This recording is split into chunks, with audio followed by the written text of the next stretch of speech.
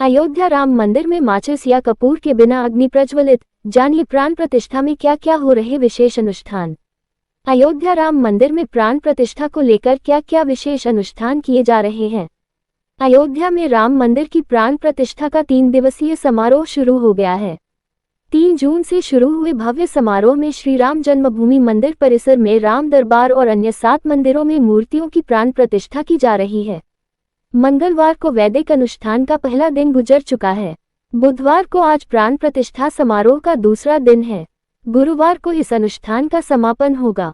इस वैदिक अनुष्ठान को लेकर भगवान श्री राम की जन्मभूमि अयोध्या में खास रौनक देखी जा रही है। प्राण प्रतिष्ठा को लेकर क्या क्या विशेष अनुष्ठान किए जा रहे हैं। पंचाग पूजन के बाद मंडप प्रवेश, फिर वास्तु पूजा की गई। यज्ञ आचार्य ने बताया कि इसके बाद पंचाग पूजन हुआ, जिसमें सर्वप्रथम गणपति पूजन, वरुण पूजन, स्वतः पुनःवाचन, सोष्ठ मातृकाओं को पूजन, सत्यपित मातृकाओं का पूजन, ब्राह्मण वरण जैसे कार्यों का समापन हुआ। इसके बाद मंडप प्रवेश हुआ। उन्होंने ये भी बताया कि यज्ञ भवन में खनन से जो भी दोष होते हैं, उनकी शांति के लिए वास्तु पूजा की गई। राब्रत मंडल बनाकर सभी प्रतिमाओं का आवाहन। आचार्य जयप्रकाश त्रिपाठी अभी तक हजारों यज्ञ करा चुके हैं।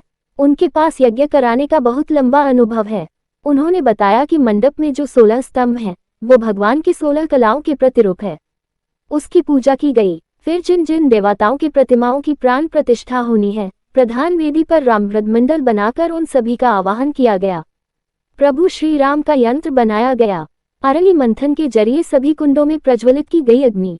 श्री राम दरबार सीताराम, भरत, लक्ष्मण, शत्रुघ्न, दास हनुमान की पूजा की गई। कुंडों की पूजा की गई। फिर अरणी मंथन के द्वारा अग्नि उत्पन्न करके सभी कुंडों में अग्नि का आवाहन किया गया।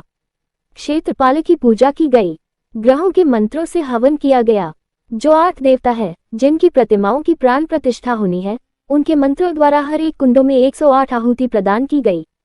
पहले दिन की पूजा के बाद पूरी रात जल में प्रतिमाओं का वास। आचार्य जयप्रकाश त्रिपाठी ने बताया कि इसके बाद मंदिरों की कर्मकुंडी प्रक्रिया की गई। जलाधिवास हुआ। इस समय सभी प्रतिमाएं जल में ही वास कर रहा है। मंगलवार को पूरी रात सभी प्रतिमाएं जल में रहे। बुधवार सुबह मंडप में फिर से गणेश पूजा के साथ अनुष्ठान की शुरुआत होगी। अन्नादिवास के बाद सभी प्रतिमाओं का औषधिवास और शय्याधिवास अनुष्ठानों का आयोजन किया गया। औषधिवास के जरिए प्रतिमाओं का जड़ी बूटियों से स्नान। औषधिवास में मूर्तियों को औषधीय जड़ी बूटियों से स्नान कराया जाता है, जो उनकी पवित्रता और दिव्यता को बढ़ाता है। शय्याधिवास में मूर्तियों को विशेष शैया पर विश्राम कराया जाता है, जो प्राण प्रतिष्ठा की प्रक्रिया का एक अभिन्न अंग है। इन सब